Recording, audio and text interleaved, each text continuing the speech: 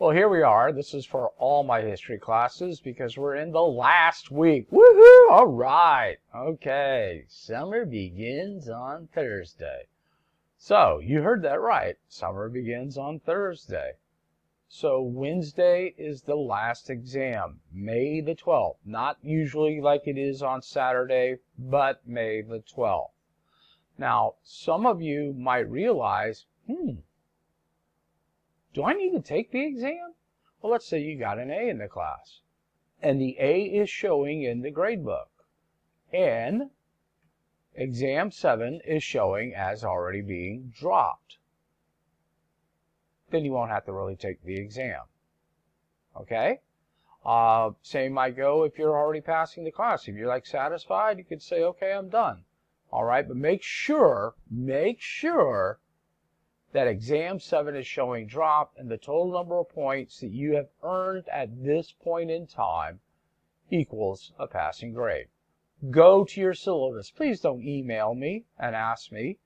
Go to your syllabus. The information is right there. I'll show you what the A range is, B range, C range, D range.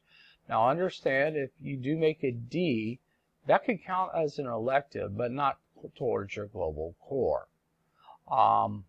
If you're looking at, well, if I take the test so I can have a chance to increase to a better grade, what you'll do then is you'll look at the lowest grade that you've earned so far on the exam and see what the highest possible grade you can get, which is a 50, and see what are the points difference between a 50 and the lowest test. Let's just say the lowest test was the first test and you really didn't do well and you got a 25.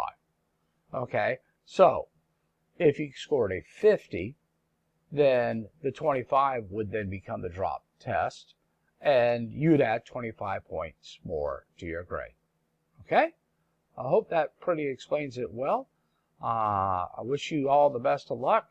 It's been a real joy. I can't wait until the fall where I could actually go back into the classroom and teach face to face. Have a good summer.